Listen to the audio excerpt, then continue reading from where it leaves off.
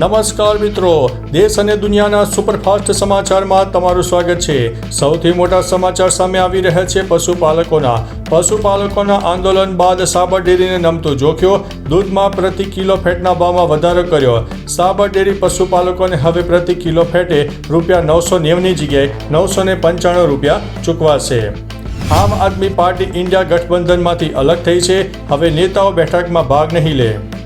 15,000 રૂપિયાથી ધંધો શરૂ કર્યો। આજે લાખો રૂપિયાની કમાણી છે। 100થી વધુ મહિલાઓને આપ્યો છે રોજગાર। ડિમ્પલનો કમાલ, દીવાની વાટથી થયા છે માલામાલ। હિસારની રાજલી ગામની રહેવાસી સોની હિસાર ડેપોમાં દરરોજ બસોનું રિપેરિંગ કરે છે। જે કોઈ તેને બસોનું રિપેરિંગ કરતા જુએ છે તે પણ આશ્ચર્યચકિત થઈ જાય છે। બાંદ્રામાં 3 માળની ચાલી ધરાશાયી થઈ છે।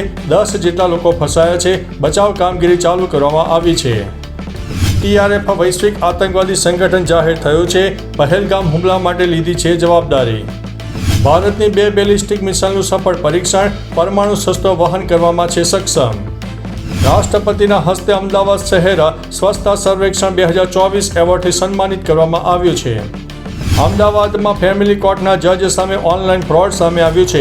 પૈસા રિફંડ કરવાના બહાને 94,000 રૂપિયાની ઓનલાઈન છેતરપિંડી થઈ છે। ઓનલાઈન મંગાવેલા ડ્રેસ પ્રમાણે એક ડ્રેસ ઓછો આવતા કસ્ટમર કેરમાં કર્યો હતો કોલ, પરંતુ ફેક કસ્ટમર કેર સેન્ટરમાં કોલ થઈ જતા છેતરપિંડીનો ભોગ બન્યા છે। રિફંડ લેવા માટે UPI ID ઉપર પેમેન્ટની પ્રોસિજર કરવાનું કહીને આરોપીએ પૈસા ઉપાડી લીધા હતા। સુરતમાં 2 દિવસમાં ડિજિટલ એરેસ્ટ કરીને ₹7 લાખ પડાવ્યા। ભેજા બાદ યુપીના મથુરામાંથી ઝડપાઈ ગયો છે। મુખ્યમંત્રી ભૂપેન્દ્રભાઈ પટેલે મેરીટાઈમ યુનિવર્સિટીના પદવી સમારોહમાં રહેશે ઉપસ્થિત। આજે કેન્દ્રીય મંત્રી શિવરાજસિંહ ચૌહાણ જૂનાગઢની મુલાકાત લેશે। શિવરાજસિંહ ચૌહાણ મગફળી સંશોધન કેન્દ્રમાં પણ જવાના છે।